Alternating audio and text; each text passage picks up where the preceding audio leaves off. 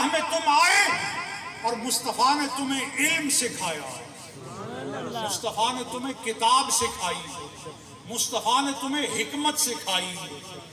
حضور کی بارگاہ میں آنے سے تمہیں علم ملا، حکمت ملی، دانائی ملی، آشنائی ملی، معرفت ملی، قربت ملی، خدائے ذوالجلال کی آگاہی اور حق کی عبادت سے آشنائی ملا۔ اب جب تم میرے مصطفیٰ کی بارگاہ میں آئے، میرے مصطفیٰ تمہیں سکھا رہے تھے، اور میں کیا کر رہا تھا؟ کر رہا الیکم الکفر۔ کان تمہارے مصطفیٰ کی طرف تھے اور دل پر دست قدرت کام کر رہا تھا، اس نے تمہارے دلوں میں کفر کی نفرت ڈال دی۔ نہیں بات سمجھ آئی؟ جنہوں نے حضور کے لیے اپنے کان وقف کیے، اللہ نے ان کے دل صاف کر دیے۔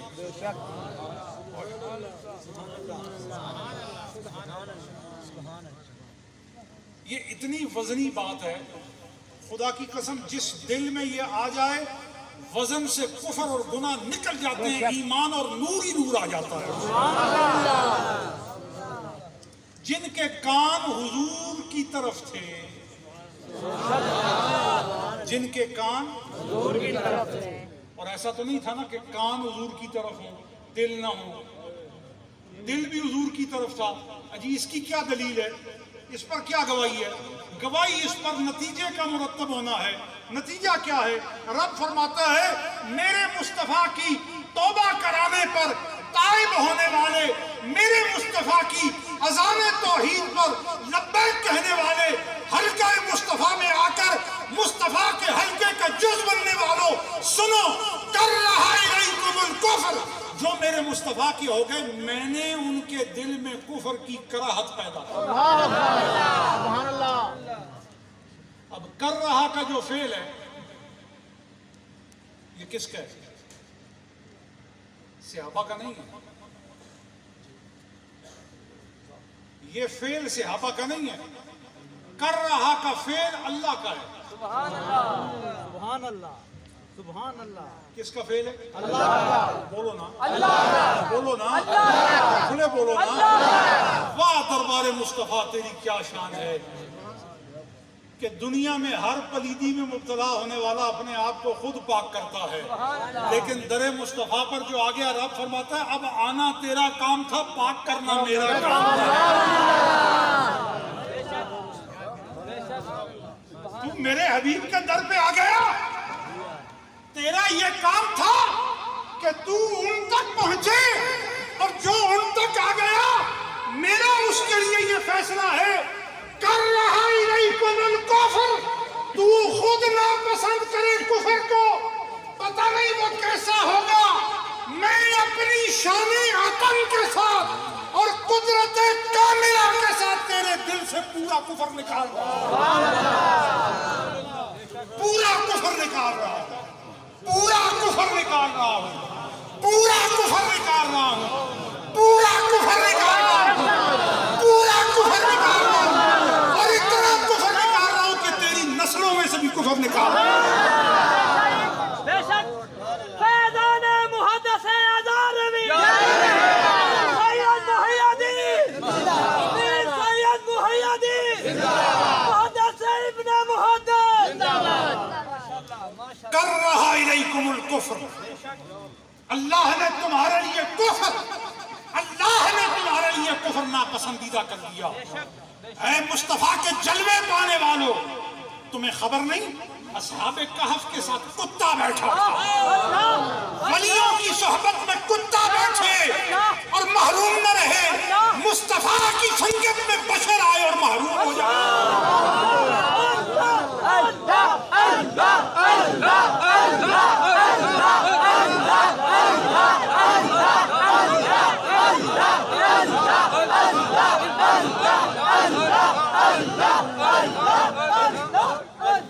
یہ حضور کا اعجاز ہے، یہ حضور کا کرم ہے۔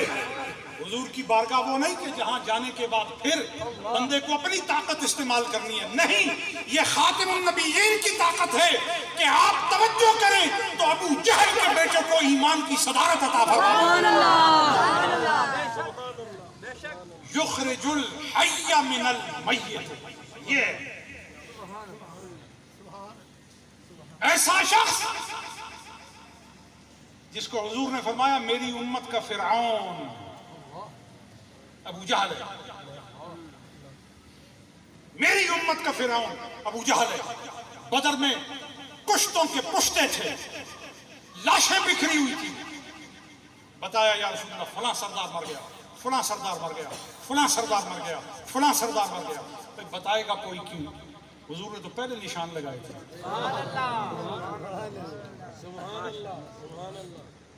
अभी तो कोई गिरा भी नहीं था, अभी तो कोई कटा भी नहीं था, अभी तो कोई मरा भी नहीं था। अब भी पूछते हैं हुजूर को किस किस चीज की खबर है? हुजूर को किस किस चीज की? जरा उससे पूछे ना, तुम्हें किस किस की खबर है? तुम हुजूर के बारे में किस किस की बात करते हो? हम तुमसे पूछते हैं तुम्हें किस किस की खबर है?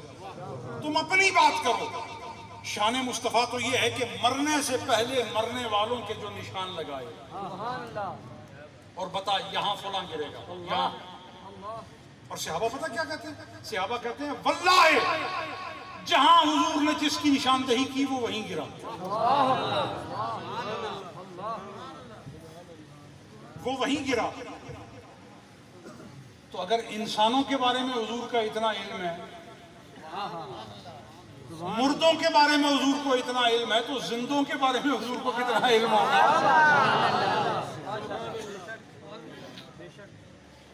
चुनाचे हुजूर की सोहबत में जो आया, हुजूर की मजलिस में जो आया, उसे ये फैज मिला कि उसे अल्लाह ने पाक कर दिया। उसे अल्लाह ने बोलिए ना, उसे अल्लाह ने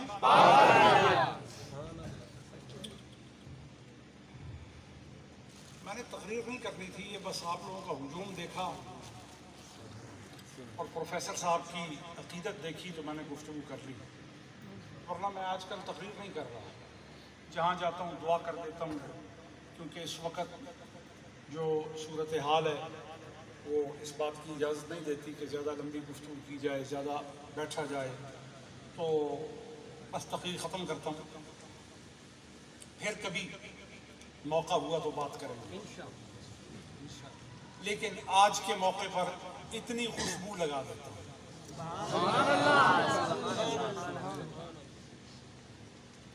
और दो तीन बातें आपको कहता हूँ, तवज्जो के साथ सुनो। अच्छा, ये अगर आप इसी तरह रख दें ताकि बाद में खलल ना हो। अल्लाह आपको सलाम रखे, बस हो गया।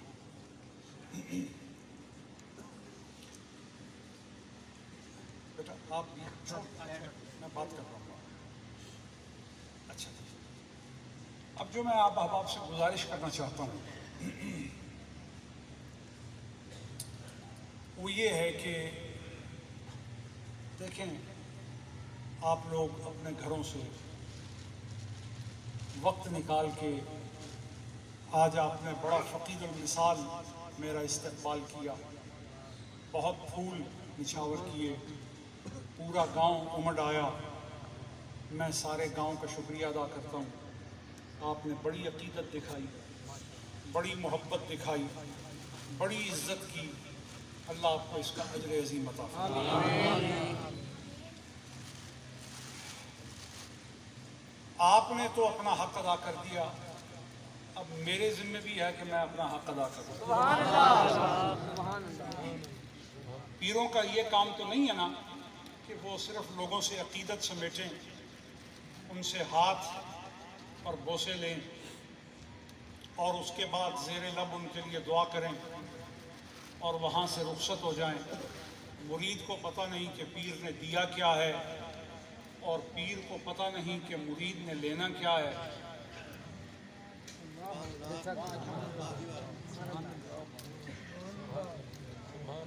ऐसा काम पीरी मुरीदी नहीं है,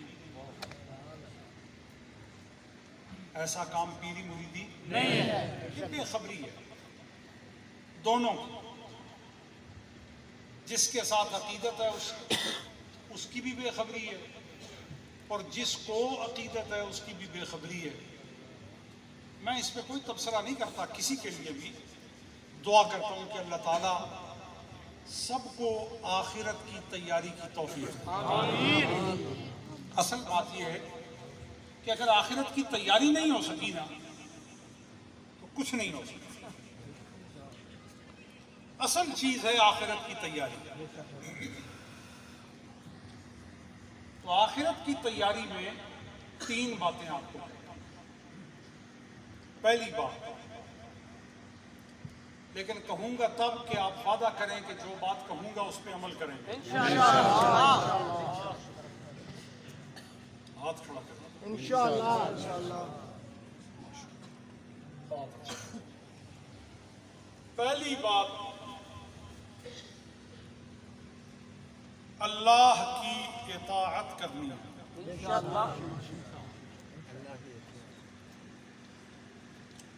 اطاعت لفظ مشکل ہے، ذرا ترجمہ کر دوں اس کا۔ اللہ کی فرما برداری کرنی ہے، اور آسان کر دوں، اللہ کے حکموں کو ماننا ہے۔ کو مانیں گے؟ بولو بولو بولو۔ اب اللہ کا حکم کیا ہے؟ اللہ کا حکم ہے 5 وقت کی نماز پڑھنی ہے۔ کہو پڑھیں۔ اللہ کا حکم ہے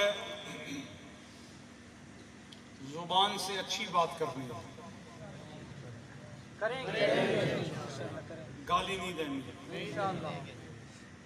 کسی کی ذلت نہیں کرنی، کسی کا نام نہیں بگاڑنا، کسی پر الزام نہیں لگانا،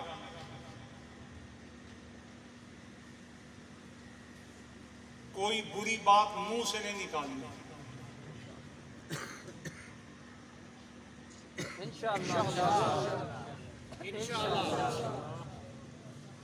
ہاتھ اس طرح نہیں کھڑے ہوئے، نہیں، جن کے پاس اپنے ہاتھ ہیں وہ کھڑے کریں، جو کرائے پر لائے ہیں یا گھر چھوڑ کے آئے ہیں وہ بھی نہ کھڑا کریں۔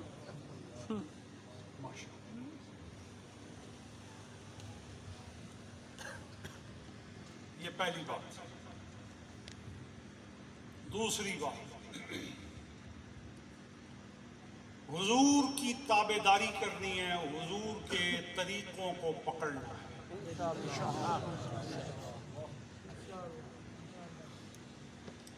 حضور کا طریقہ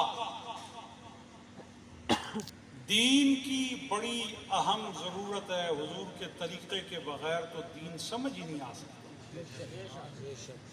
یہ جس طرح پرویزی فرقہ کہتا ہے کہ جی ہمارے لیے قرآن کافی ہے، ہم حدیث کو نہیں مانتے، اور حدیث ہمارے پاس کسی قطعی ذریعے سے نہیں آئی، اس میں رجال روات ہیں، ان پر بڑی جرح و تعدیل ہے، اور اس پہ بہت قیل و قال ہے، لہٰذا ہم حدیث کو نہیں مانتے، ہم تو صرف قرآن کریم کو مانتے ہیں۔ جو شخص یہ بات کرے، یاد رکھیں، پہلی بات یہ ہے کہ وہ جاہل ہے، دوسری بات یہ ہے کہ اس کی عقل کام نہیں کرتی، اور تیسری بات یہ ہے کہ وہ کافر ہے۔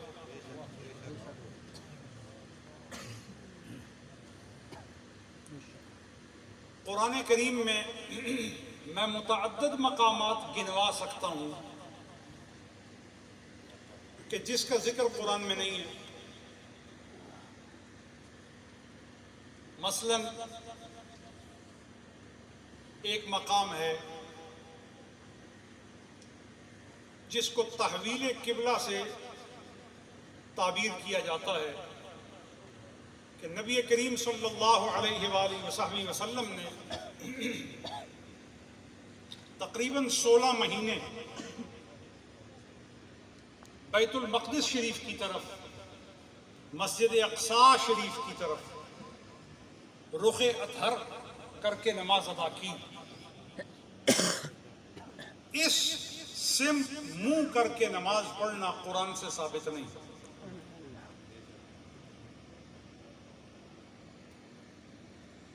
اس کو قبلہ کے طور پر رخ کر کے نماز ادا کرنے کا حکم قرآن میں، جس طرح مسجد حرام کے لیے قرآن میں حکم ہے فَوَلِّ وَجْهَكَ شَطْرَ الْمَسْجِدِ الْحَرَامِ، جس طرح یہ امر بواح ہے، امر صریح ہے، امر ظاہر ہے کہ آپ مسجد حرام کی طرف منہ کر کے نماز پڑھیں، اس طرح صریح حکم مسجد اقصی شریف کی طرف منہ کر کے نماز پڑھنے کا بولو نا. وَمَا جَعَلْنَا الْقِبْلَةَ الَّتِي كُنْتَ عَلَيْهَا إِلَّا لِنَعْلَمَ مَن يَتَّبِعُ الرَّسُولَ، اس میں بھی اس کی تعیین نہیں ہے. اس کا ذکر قرآن کریم میں کہیں نہیں، تو پھر وہ کیسے قبلہ تھا؟ اب منکرین حدیث کو موت پڑے گی کہ اس کے قبلہ ہونے کا حوالہ حدیث ہے. قبلہ ہونے کا حوالہ حدیث ہے. بولو نا، قبلہ ہونے کا حوالہ حدیث ہے. ایک بات. دوسری بات، رمضان المبارک میں راتوں کو اپنی بیویوں کے پاس جانا منع تھا.